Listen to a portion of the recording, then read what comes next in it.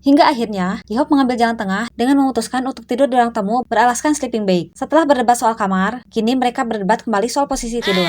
Awalnya, mereka menyiapkan karpet dekat ruang tamu untuk tidur berjajar. J-Hope mengambil posisi tidur di tengah, namun Tae dan Jimin juga menginginkan posisi tengah. Karena semuanya penakut, mereka bertiga menginginkan posisi tidur di tengah. Karena tidak ada yang mau mengalah, mereka akhirnya tidur di ruang tamu dengan berjauhan. J-Hope tidur di kursi, Tae tidur di bawah, dan Jimin tidur di kursi yang satunya. Mereka pun membiarkan lampunya menyala agar suasana tidak terlalu menakutkan. Pada saat tengah malam, tiba-tiba di pintu kaca depan ada suara yang mengetuk-ketuk pintu. Karena Tae dan Jimin yang tertidur pulas, jadi hanya J-Hope yang mendengar suara tersebut. J-Hope lalu terbangun karena suara berisik tersebut. J-Hope mencoba mendengarkan dari mana asal suara tersebut. Ketika J-Hope fokus mendengarkan suaranya, suara yang terdengar malah semakin jelas. J-Hope lalu dengan perlahan berjalan ke arah pintu kaca depan. Saat J-Hope mengintip dari balik dinding, J-Hope melihat payung merah yang terbang lalu mengetuk-ketuk pintu tersebut. J-Hope yang terkesima lalu segera berlari membangunkan Tae dan Jimin.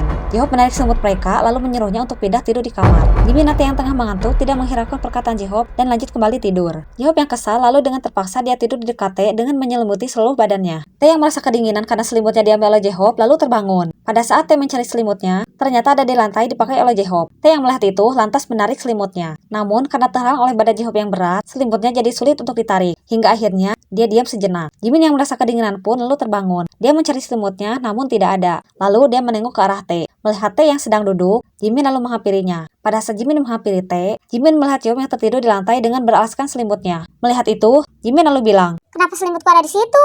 Yung, bangun! Kenapa kamu tidur dengan selimutku?" sembari menarik selimutnya. J-Hope terlihat sangat pulas sekali tidurnya dikarenakan semalaman dia tidak bisa tidur karena ketakutan. Jimin pun akhirnya duduk bersama Tae dan saling diam satu sama lain menatap J-Hope. Selang beberapa lama kemudian, Tae bilang, "Kenapa J-Hope hari ini kebluk? Biasanya dia yang paling pagi bangun. Apa terjadi sesuatu semalam? Aku tidak masakan apapun." sembari melihat ke Tae. "Cimina, bagaimana kalau kita bangunkan dengan memindahkan J-Hope ke lantainya? Nanti dia pasti bangun karena dingin." "Ide bagus. Lagian, itu kan yang jadi alasnya selimutku. Aku jadi terbangun karena selimutku dipakai sama J-Hope Yung. Aku kedinginan semalaman. Itu sebabnya, Jim. Kita harus bangunkan dia.